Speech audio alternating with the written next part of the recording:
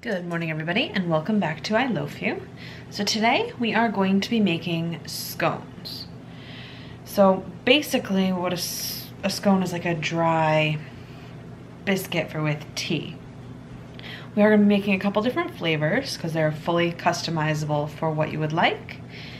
So we are just going to hop right in. We are going to be mixing it today with the biscuit method, which is basically just a fancy way for saying that we're going to put everything in the bowl and just mix it by hand. So we're going to start with our dry ingredients. We want to mix together our flour, our baking soda, our salt, our baking powder, and our sugar. And we just want to stir these together first before we add our liquid ingredients.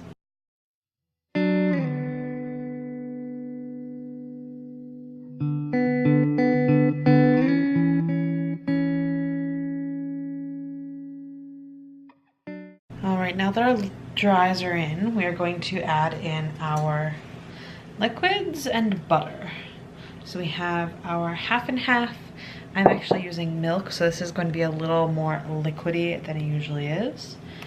Our egg and our butter. You definitely do want to work with cold butter.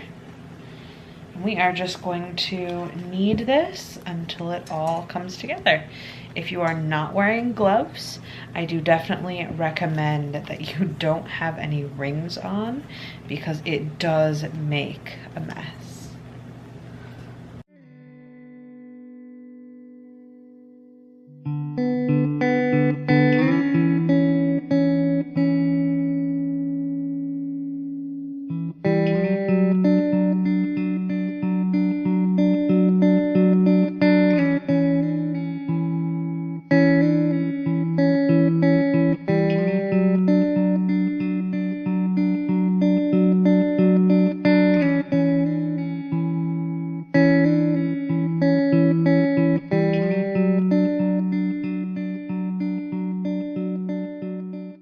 Alright, so I have separated my scone batter into two separate bowls here because I'm going to be making two separate kinds. So the first one I'm going to be doing is maple walnut. I do add just a little bit of flour over the top of it because I am using real maple syrup for the maple flavor. And I'm going to add in our walnuts. Now this is probably a little bit excessive. It's a lot of walnuts, but the person that they're going to really likes walnuts. So we will just add in our maple syrup and again knead this until it's all combined.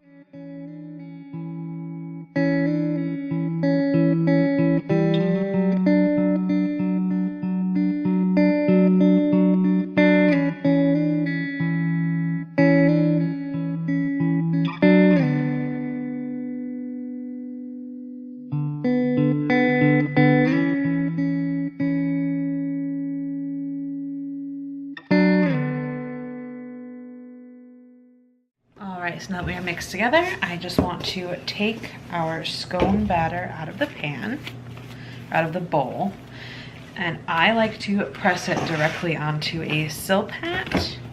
You could use a piece of parchment paper if you want to.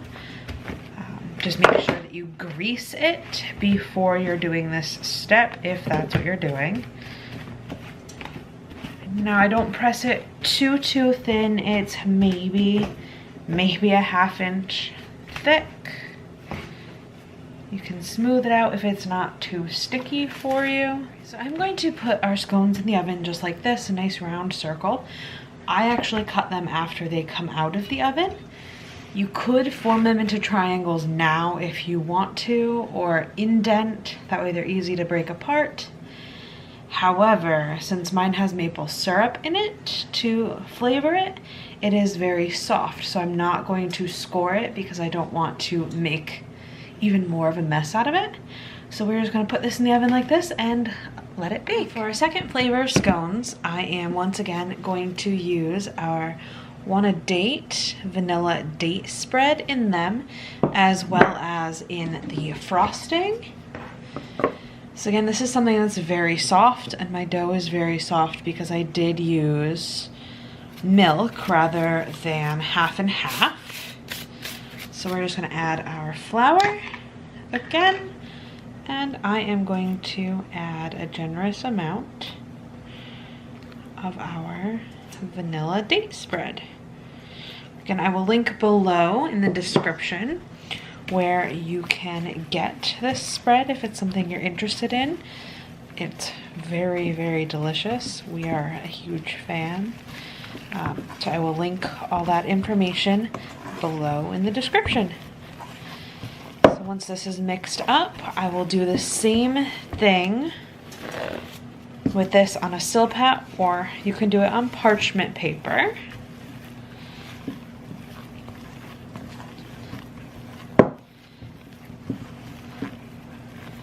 Before we get it in the oven.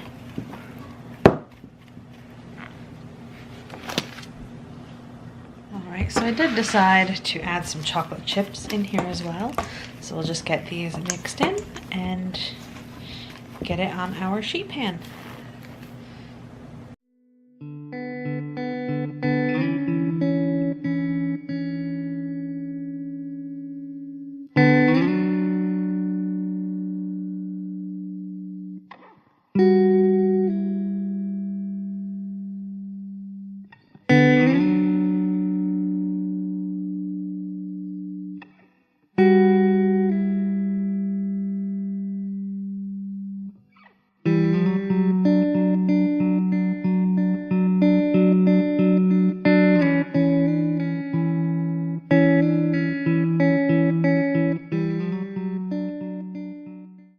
Alright, so for our scones, I just like to toothpick test to see if they're done. So if it comes out clean, then they are done. I test a couple spots and it is coming out clean. So our first batch is done, so we'll pull it out while we let our second flavor finish baking. I am going to move this one up to the top rack though.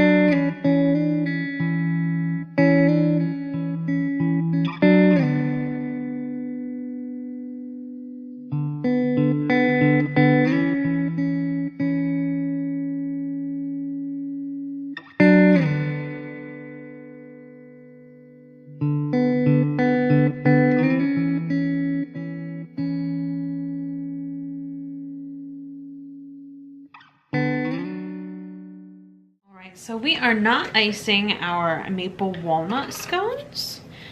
So I am going to prep our icing for our vanilla date chocolate chip scones. So I am just putting in a little bit of our Wanna date spread into a good handful of powdered sugar.